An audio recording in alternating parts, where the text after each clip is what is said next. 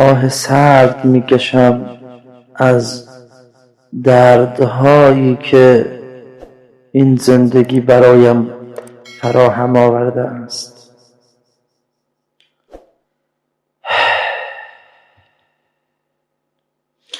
گرچند راه زیاد است، ولی سختی هایی که متحمل شدم مرا واداشت تا زندگیم را ادامه بدهم.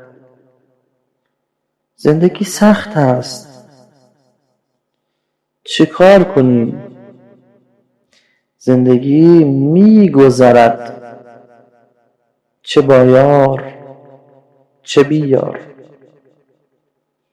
باید تحمل کرد. تویی که داری این حرف‌ها را میشنوی باید بدانی کسی که رفتنی است نمیماند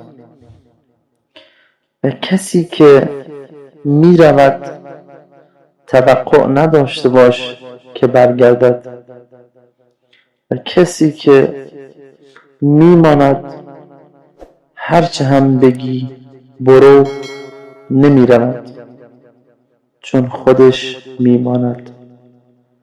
از آدم‌هایی که خودشان نمیخواهند بمانند دوری کن و کسانی که نمیخواهند بروند فدای آنها شو تا زندگیت بهتر بشود. زندگی کن، سختی ها هست. اگر قرار باشد سختی ها ما را زمین بزند هیچ کسی نباید در دنیا زندگی کند، چون همه سختی های خودشان را دارند، همه مشکلات خودشان را دارند.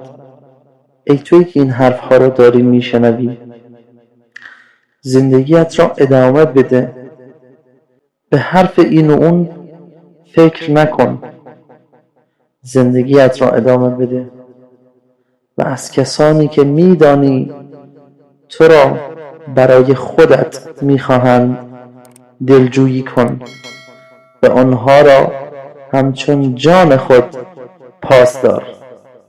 خدا نگهدارتون.